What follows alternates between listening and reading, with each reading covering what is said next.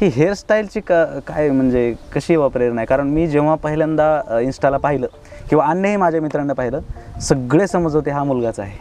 खूप साऱ्यांचं कन्फ्युजन हेच होतं की मुलगा आहे की मुलगी. आर्मीचा फॉर्म भरलेला मी फर्स्ट टाइमला 17.5 एजमध्ये आर्मी होती त्या टाइमिंग. हो, त्या स्पोर्टमध्ये होतात म्हणल्यावर तुम्हाला आता फायटिंग वगैरे ह्या सगळ्या किंवा मुवमेंट्स शरीरात सगळ्यामध्ये शाळेत कुणाला मारलंय का? नाही, शाळेत नाही, भांडणं वगैरे नव्हते केली.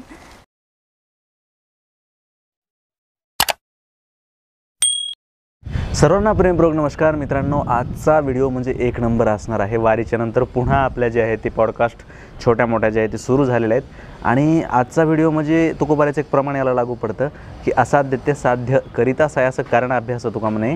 यश मिळालं हे वेळ नसते. कधी ते कुणाला 35लाही मिळू शकतं, कुणाला 50लाही मिळू शकतं आणि कुणाला अगदी 18 झाल्यावर सुद्धा मिळू शकतं. तर आजची सुद्धा स्टोरी अशीच आहे. अगदी 19 वर्षाच्या वयामध्ये राजनंदिनी वनरक्षक पोलीस म्हणून लागली आहे. तर ती कशी लागली, तिनं काय काय केलं, कोण्या अकॅडमीमध्ये होती, सर्व गोष्टी आपण या व्हिडिओमध्ये पाहणार आहोत. सो व्हिडिओ कंटिन्यू करा आणि एन्जॉय करा. मॅडम, स्वागत आहे तुमचं सर्वांच्या वतीने. कशा आहात? नमस्कार. कशा आहात? एकदम मस्त. आता ड्युटी चालू आहे की हे चालू आहे ट्रेनिंग? नाही, ट्रेनिंग नंतरून ड्युटी सध्या चालू आहे. ट्रेनिंग सेंटर फुल आहे. तर लेट जॉईनिंग स्पोर्ट पर्सनची सगळ्यांची लेट जॉईनिंग झाली होती त्यामुळे नंतर आहे. माझा सर्वात पहिला प्रश्न हाच होता. प्रश्न आपण नंतर मुलाखतीला तर सुरुवात करूया. ही हेअरस्टाईलची काय म्हणजे कशी प्रेरणा आहे? कारण मी जेव्हा पहिल्यांदा इन्स्टाला पाहिलं किंवा अन्यही माझ्या मित्रांना पाहिलं, सगळे समज होते हा मुलगाच आहे. खूप साऱ्यांचं कन्फ्युजन हेच होतं की मुलगा आहे की मुलगी. पण मी स्पोर्टमध्ये आहे पहिल्यापासून. 6वीपासून मी स्पोर्ट गेम खेळते. त्यामुळं फॅमिलीची पण आवड आहे की छोटे केसेस ठेवा. अच्छा, घरचे सपोर्ट आहे? हो, घरचा सपोर्ट आहे. भारी आहे. मी लहानपणी ते नवीन कट आलतो तेव्हा करून आलतो तर ते वडिलांनी रात्रीच केस कापली होती. असलं काही नवीन आलं? बरं, नाही, आता वाढवायला सुरुवात केली आहे केस. अरे वा, छान. चला, तर आता मुख्य प्रश्न माझा हाच येतोय की आता तुमचं जे काहीच असेल आता वय 20.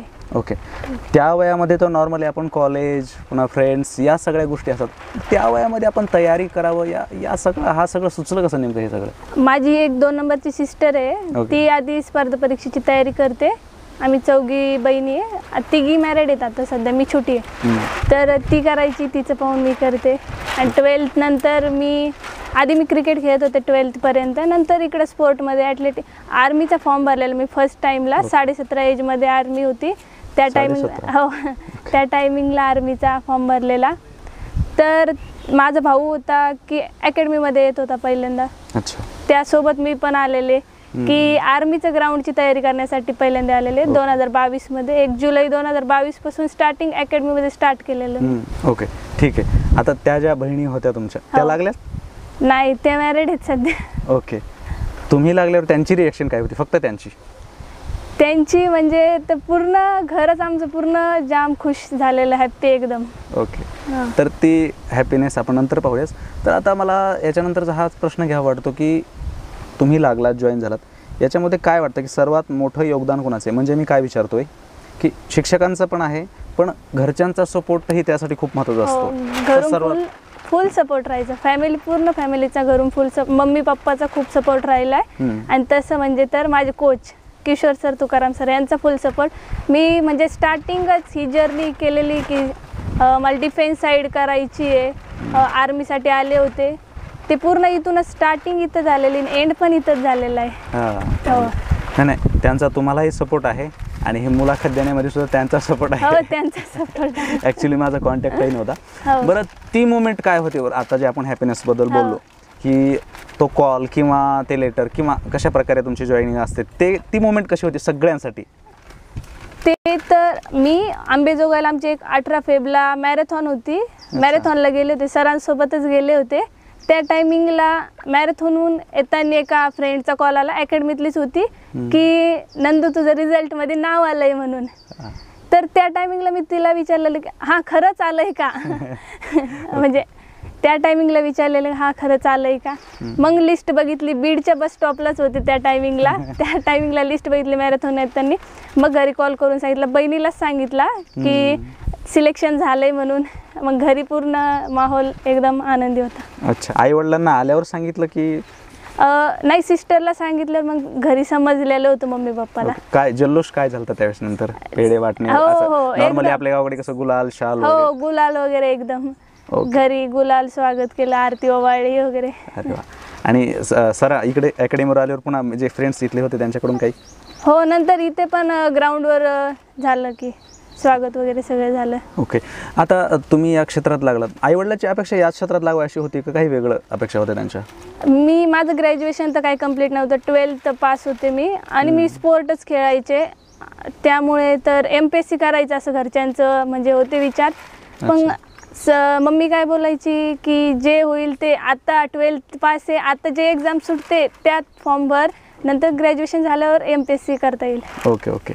आता 12वी पर्यंत, आता आपण हे प्रश्न इथे थांबूया, थोडंसं अलीकडे येऊया. आता 12वी पर्यंतचा जो काळ होता, 10वी 12वी, कशा विद्यार्थिनी होतात शाळेमध्ये? आगाव, हुशार, अभ्यास, कसं नेमकं? नॅचरल सांगायचं. नाही, मीडियम होते, जास्त आगाव बी नाही, जास्त शांत पण नाही, कारण स्पोर्टमध्ये होते त्यामुळे जास्त खेळण्यातच आवड होती माझी पहिल्यापासून.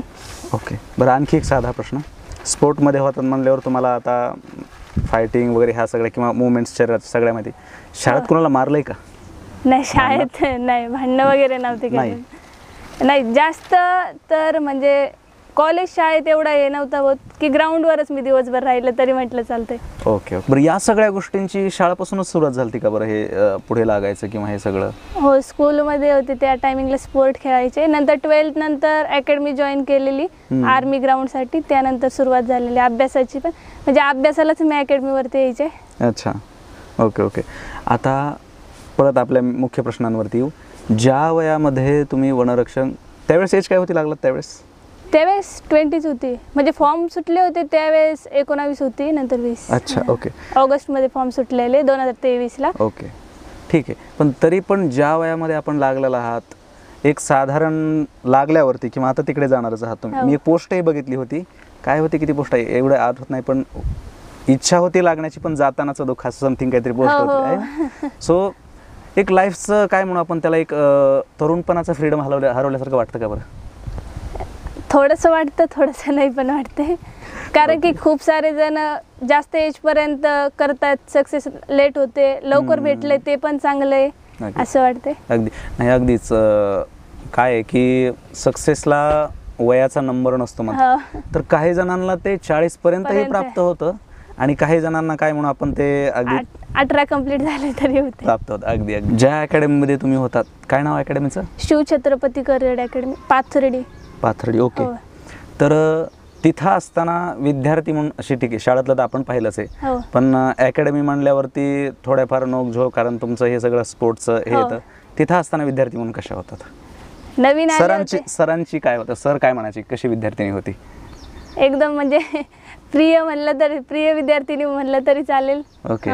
स्टुडंट. ठीक आहे. सरांचा कधी मार खाल्लाय का? नाही, मुलींच्या बाबतीत तर सर कधी मारत नाही, मुलांना मारते पण मुलींना नाही मारत.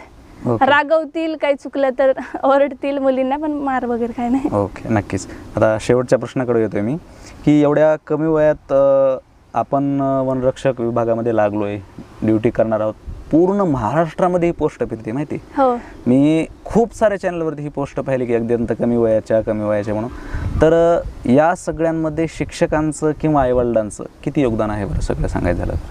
100% शिक्षकांचंच असं बोलेल मी, कारण की मी स्पोर्ट कोट्यातून लागलेले आहे, आणि स्पोर्टची सुरुवात म्हणजे की मी आधी क्रिकेट खेळायचे 12th पर्यंत, क्रिकेट सोडलं काही कारण असतं, नंतर आर्मी इकडं ग्राउंडसाठी आलेले. मग सरनी असंच की 6 डिसेंबरला ग्राउंड होता आर्मीचं, त्यात मी लॉंग जम्पला फेल झाले होते, डिस्क्वालिफाय, ग्राउंडची फर्स्ट पच्ची मारली होती, लाईनला हात लागल्यामुळे डिस्क्वालिफाय झाले होते. नंतर त्यानंतर तर 11 नोव्हेंबरला 2022ला क्रॉस कंट्री म्हणून असते, ॲथलेटिक्समधून क्रॉस कंट्रीची चॅम्पियनशिप मेडल असते. सर बोलले, म्हणजे माझं तर काहीच, मला असं वाटलं नव्हतं की मी तिथं जाईल म्हणून, कधी खेळेल. त्या क्रिकेटच्या विभागाच्या मॅचेस पण होत्या, तिकडे जाणार होते मी. तर सर बोलले की खेळून तर बघ, असं काय होतंय ते बघू. त्या टायमिंगला मी गेलेले, पहिल्या 6 मुली सिलेक्ट करतात क्रॉस कंट्री, अंडर 20मध्येच खेळलेले मी. त्या टायमिंगला तर तिथं सिलेक्ट झाले, तिथून स्टेटच्या मॅचेस होत्या परभणी जिल्ह्यात, 25 डिसेंबरला त्याच एंडिंगला होत्या. तिथे आम्हाला म्हणजे अहमदनगर डिस्ट्रिक्टला गोल्ड चॅम्पियनशिप लागली क्रॉस कंट्रीला राज्यस्तरीय, आणि ते 5% आरक्षण म्हणजे मला ते काम आलं. ते सर जे बोलले होते ना ते म्हणजे मला काम येऊन गेलं. 5% आरक्षण. बरोबर आहे, बरोबर आहे. आता ज्यावेळेस इथे अकॅडमीमध्ये होतात कसा असायचा दिवसाचा शेड्यूल, काय काय करून घ्यायचं? इथं राहिल्या होत्या तुम्ही? नाही, मी प्रॉपर इथलीच आहे, पाथर्डी म्हणजे प्रॉपर पाथर्डीतलीच आहे. म्हणजे येऊन जाऊन करायचे अपडाऊन घरून. पण तरी एखादा नवीन मुलगा करत असेल, आता माझे तर मित्र खूप सारे वर्ष करतायत, बऱ्याच जणांची अपेक्षा पण आहे, काय शेड्यूल असला पाहिजे त्यांचा दिवसाचा एक साधारण तुमच्या मते? माझं तर दिवसाचं म्हणजे मॉर्निंगला तर वर्कआउट करणे होता, त्यानंतर इथं येऊन अभ्यास स्टडी करायचे, इथूनच मी डायरेक्ट ग्राउंडवर जायचे, परत ग्राउंड करायचे इव्हिनिंगचं, आणि त्यानंतर मग घरी जायचे ग्राउंडवरून. ओके. मग दिवसा शेड्यूल स्टार्टिंग झाला इथूनच जाणं होतं पूर्ण असं. Okay okay. बरं, आता खूप सारे विद्यार्थिनी असतात की कुणाचं वय जास्त झालं आहे शिल्लक बरं का, पण तरी त्यांना वाटतं माझं जास्त झालंय किंवा कोणाचं खूप कमीच आहे. एक साधारण सांगायचं म्हटलं शेवटला जे तुमच्यासारखे करतायत ज्या क्षेत्रामध्ये येण्यासाठी, त्यांना काय सांगाल 2 मिनिटात? जे की आता प्रॅक्टिस करते किंवा रिटर्नचा अभ्यास स्टडी करतायत ते फोकस पूर्ण त्यावरच दिलं पाहिजे, म्हणजे 100% त्यात दिले पाहिजे, त्यावर लवकर सक्सेस होऊन भेटते. ओके. तुमच्यासारख्या खूप साऱ्या मुली आहेत, म्हणजे काय आहे की गावाकडे आपण जर पाहिलं तर नॉर्मली एवढं कुणाचं शिक्षणावर ध्यान नसतं. मुलगी नॉर्मली 20च्या दरम्यान आली, लग्न करा बाबा, आलंय तर झटक्यात खटका करून टाका म्हणतात. सो तशा आई वडिलांना किंवा त्या मुलींना की ज्यांना आता त्यांनाही बऱ्याच वेळेस नसतं ध्येय डोळ्यापुढे काय, त्यांना काय सांगाल तुम्ही? त्यांना तर एवढे सांगू इच्छिते की अभ्यास जरी नसला तरी आपण स्पोर्ट कोट्यातून भरती होऊ शकतो, किंवा स्पोर्टची पण आपली प्रॅक्टिस, काहींची रनिंग पण चांगली असू शकते, आणि गावाकडच्या मुलींची रनिंग बेस्ट असते असं पण म्हणता येईल. मग घरच्यांनी पण त्यांना सपोर्ट दिला पाहिजे की निगेटिव्ह थिंकिंग न ठेवता त्यांनी पण अभ्यास किंवा स्पोर्ट करिअर कुठलं जरी असलं ते केलं पाहिजे कंटिन्यू. अगदी अगदी. आणि मला वाटतं ती पण मुलगीच होती कालची जिने आपल्या देशासाठी हे आणलं होतं. आणि काय असतं गावाकडची भूमिका असते बाबा की ठीक आहे, पूर्वीची आणखी विचारधारा खूप चालत आहेत गावाकडे की बाबा ठीक आहे वय झालंय ना करून द्या लग्न, पण मला वाटतं की एखाद्या याच्यामध्ये ती एक्सपर्ट असेल किंवा ती अभ्यासा व्यतिरिक्त काही करू शकत असेल तर करू द्यायला पाहिजे. आणि त्याचं प्रत्येकाची स्किल दिली पाहिजे, प्रत्येकात एक वेगवेगळी स्किल असते. अगदीच अगदीच. आणि त्याचं उत्तम उदाहरणच तुम्ही आहात. सो थँक्यू ही मुलाखत दिल्याबद्दल. तुमच्या पुढच्या करिअरसाठी ऑल द बेस्ट. खूप खूप शुभेच्छा सगळ्या श्रोत्यांच्या तर्फेही आणि माझ्या तर्फेही. थँक्यू.